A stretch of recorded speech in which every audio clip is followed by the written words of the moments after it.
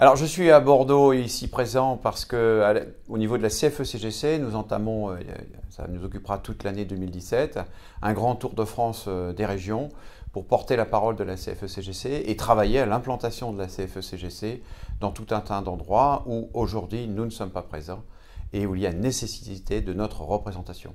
Nous sommes très présents pour beaucoup de secteurs, première organisation syndicale dans les secteurs de l'industrie, des services bancaires, mais il y a des secteurs dans lesquels aujourd'hui nous n'avons pas la représentation que nous méritons et que méritent les personnes concernées, notamment dans certains secteurs des services publics, de la fonction publique, hospitalière, territoriale, mais aussi dans certains secteurs de la construction, de l'économie sociale, des secteurs pour lesquels nous avons identifié que nous avions notre place et sur lesquels nous travaillons à l'implantation.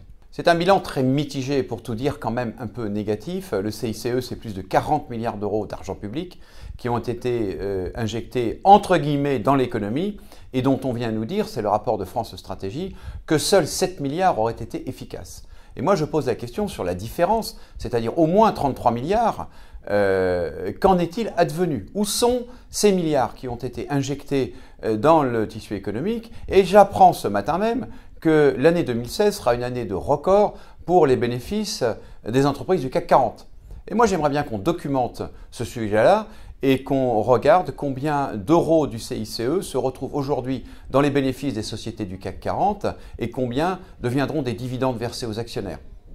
Pour nous, le développement de notre syndicat, il est basé en grande partie, en majeure partie, sur la qualité de notre tissu revendicatif, sur notre positionnement de représentation ou d'encadrement. Mais il faut des outils aussi pour développer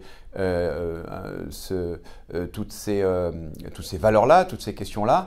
Nous comptons développer beaucoup les outils sur le terrain, sur les territoires, parce qu'on considère que c'est un vecteur important de développement, notamment dans la fonction publique, qui est pour partie territorialisée, même quand elle est hospitalière. Donc pour nous, c'est un vecteur relativement important.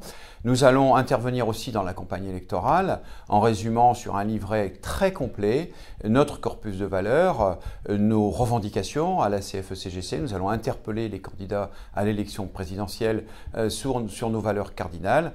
Et l'édition de ce document-là sera une bonne occasion aussi d'en faire un support de développement.